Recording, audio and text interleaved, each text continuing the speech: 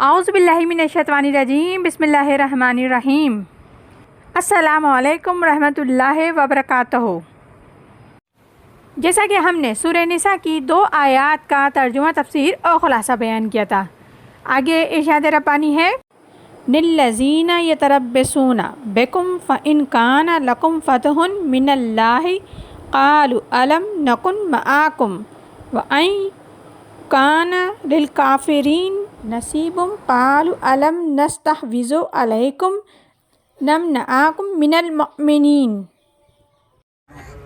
وہ منافق جو منتظر رہتے ہیں تم پر کہ پھر اگر ہو گئی تمہیں فتح اللہ کی جانب سے تو کہتے ہیں کیا ہم نہ تھے تمہارے ساتھ؟ اگر ہو گیا کافروں کے لیے کچھ حصہ مقرر تو کہتے ہیں کیا ہم غالب نہ آ گئے تھے تم پر؟ اور کیا ہم نے تمہیں نہیں بچایا مسلمانوں سے؟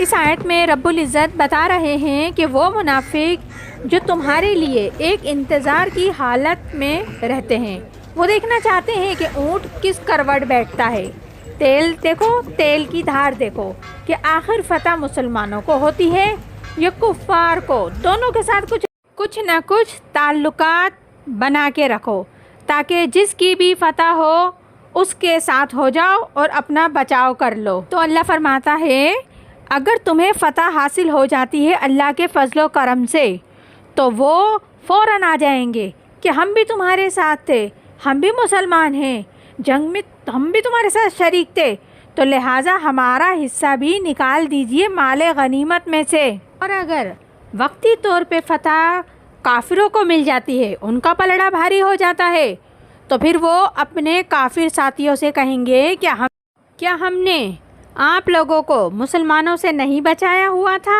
آپ لوگوں کا گھیراؤ کر لیا تھا ہم نے۔ آپ کیا سمجھتے ہو ہم مسلمان کے ساتھ مل کر آپ سے جنگ کرنے آئے تھے؟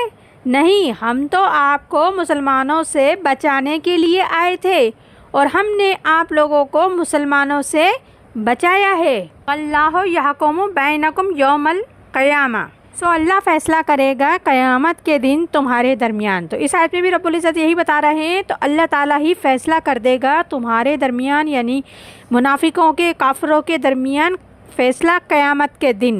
وَلَن يَجْعَلَ اللَّهُ لِلْكَافِرِينَ عَلَى الْمُؤْمِنِينَ سَبِيلًا، ہرگز اللہ تعالیٰ کافروں کو کبھی غلبہ نہیں دے گا مسلمانوں پر۔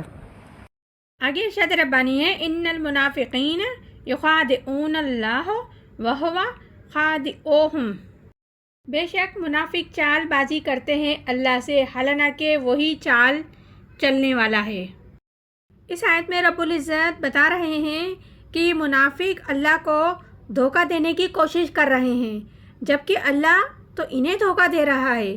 منافق اللہ کی ڈھیل کو سمجھتے ہیں کہ ابھی تک ہماری پکڑ نہیں ہو رہی، کوئی گرج نہیں ہو رہی، کوئی آنچ نہیں آ رہی ہم پہ، ہم تو کامیاب ہو رہے ہیں، ہم پر ابھی تک کوئی پکڑ آئی نہیں ہے، دونوں طرف سے ہم بچتے ہوئے ہیں اور بچ رہے ہیں، اور اس ڈھیل کی وجہ سے کفر میں آگے بڑھتے ہی چلے جا رہے ہیں۔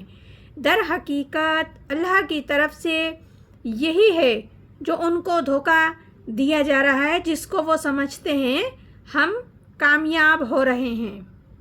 وَإِذَا قَامُوا إِلَى الصَّلَوَاتِ قَامُوا كُسَالَىٰ يُرَاءُونَ النَّاسَ وَلَا يَذْكُرُونَ اللَّهَ إِلَّا قَلِيلًا، اور جب کھڑے ہوتے ہیں نماز کے لیے تو کھڑے ہوتے ہیں کاہلی سے یا دکھانے کے لیے لوگوں کو، اور نہیں یاد کرتے اللہ کو مگر تھوڑا سا۔